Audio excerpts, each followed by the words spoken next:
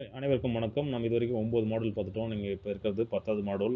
ரொம்ப ஃபேவரட்டான மாடல். எப்படி நீங்க ரிஜெக்ஷன ஹேண்டில் பண்ண போறீங்க அப்படின்றது தான்.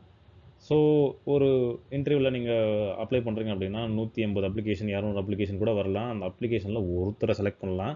மிச்சம் இருக்கிற 179 199 பேரும் வந்து அதுக்கு அந்த பர்ட்டிகுலர் கேண்டிடேட்டோ ஒர்த் இல்லையா அப்படின்னு கேட்டீங்கன்னா, கண்டிப்பா கிடையாது. அதுல நீங்களும் ஒருத்தர் தான். ஸோ ரிஜெக்ஷன்ன்றது ஒரு காமன் தான்.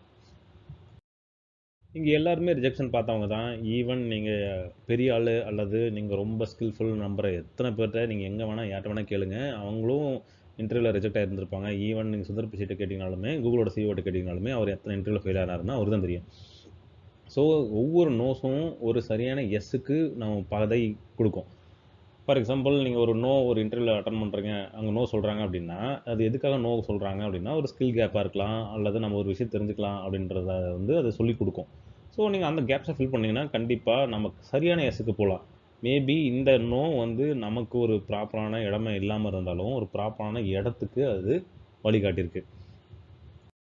நம்பர் கேம்ஸு நம்ம ஆல்ரெடி நான் சைக்காலஜிக்கல் கேம் சொன்னேன். இது ஒரு நம்பர் கேம் கூட ஆட் பண்ணிக்கங்க.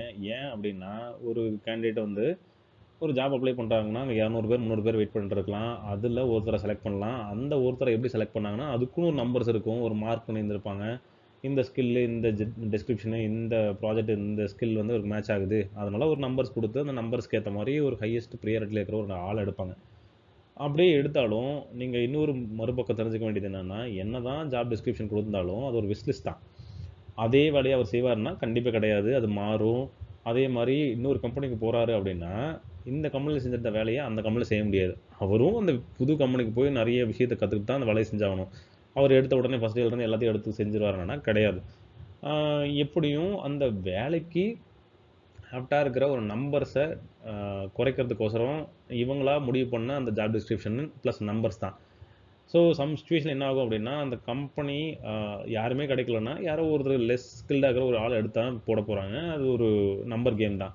ஸோ இது எல்லாமே வந்து ஒரு எஸ் சொல்றதுக்காக நம்ம ஓடுறோம். அ நம்ம வாழ்க்கையில நான் பர்சனலா அனுபவிச்சது என்னன்னா, நெறைய நோ வந்ததுக்கப்புறம் நானே ஒரு ஒரு சிச்சுவேஷனுக்குள்ள இறங்கி, ஐயோ! நம்ம வந்து எதுவுமே இது ஒர்த் இல்லன்னு நெனச்சுட்டு நானே ஒரு ஜோனுக்குள்ள போயிட்டேன். ஆனா, ஒரு எஸ் அதாவது 100 நோ இருந்துட்டு போட்டும். ஒரு எஸ் கண்டிப்பா நம்மளோட வாழ்க்கைய மாத்தி அமைக்கும். அந்த எஸ் தான் அமேசான். ஸோ இத சில கம்பெனியும் சில எஸ் சொல்லுச்சு.